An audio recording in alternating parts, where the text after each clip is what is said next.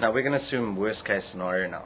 You've got a deep gash in your sidewall of your tyre, or you've put in the winds tyre fix and it hasn't solved the problem. Your tyre is still flat as it was when you pulled off on the side of the road. So now you need to dig out your tools in your car. Now in this case, this is a Ford Bantam 2006 model. All the tools sit behind the driver and passenger side seat in the car.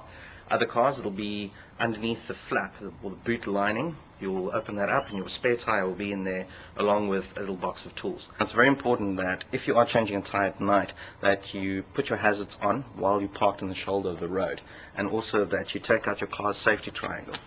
Now, in the case of this Ford Bantam, it comes in a little red box which sits behind the driver's side seat or the passenger side seat. Now this little triangle is placed with the reflective side facing traffic coming towards your vehicle. So you face the oncoming traffic, put it down in the road, say about 50 meters away from the back of your car. This will at least let people know to get out of the shoulder and not drive into you or your car. And before you jack your car up, it's important to have your spare tire ready. In this case, the Ford Bantam's tire fits in underneath the load bin, and as you can see from here, but it's basically held in place by this rail over here, which has a bolt which you need to loosen off.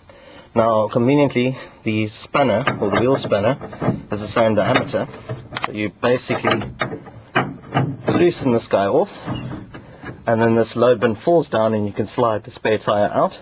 Now before you even start changing your tire with the spare tire, you might as well check if the spare tire does in fact have air in it, because if it doesn't, you might as well phone somebody to come in and help you out. Now firstly, what you need is your spanner. Now this plastic bit which sits on top of this metal bit, this is your hubcap or wheel trim. Now most new cars without alloy wheels do come with this plastic wheel trim, and that first has to come off. So what you do is, some tire spanners come with this little bit that looks like a giant screwdriver. What you do is you stick that bit in between the wheel trim and the tire and just gently edge it out. Careful not to touch your bodywork like I just did there. And just edge it and move your way around very slowly. As you can see, it flexes quite a bit. And what you don't want to do is break your wheel trim. So just ease it out gently, one little step at a time. Do this by sticking it in between the tire and the wheel trim and then twisting gently. If it doesn't want to budge, just move on to another place. And then always go back there. Done. But before you even jack the car off the ground, it's best to what they call cracking the nuts, or basically getting that very tight bit out, so that when the car's up in the air and you're trying to undo the wheel nuts, that it's not turning around in circles.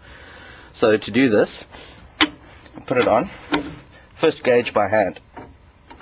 This is pretty damn tight, and if you aren't as strong in the arms, or the wheel nuts are very tight, you can always put it in place, take your foot and step on it gently right at the edge. Like this one is damn tight. So what you can do is place your foot on there, and there you go. Now that your wheel nuts are cracked, you're ready to jack up your car.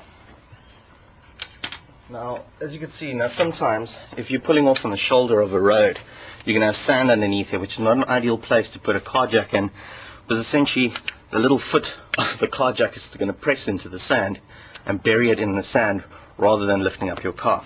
So it's best to look for a piece of wood or a brick or a rock even lying on the side of the road and put it under the car jack. Luckily for me, I found this plank lying on the side of the road.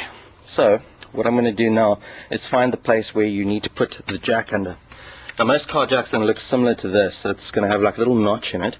Now effectively there's a rib underneath the car where that rib fits in this notch, and you'd essentially jack up your car with a turning screw on this side, and effectively that bead running inside this notch. Now this is obviously where your jack needs to go into place.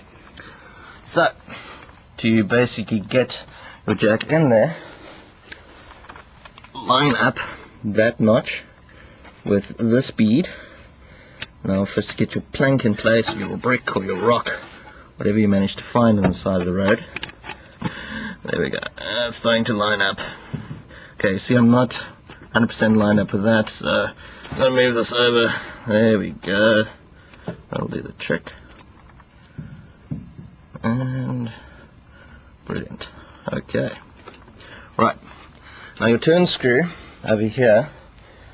Now you're not going to be able to turn this up by hand, so you should find something else in your car that looks like that. I'm just going to put the camera back on the stand. There you go. Okay, now you'll see it'll have a hook side and then kind of like a handle side.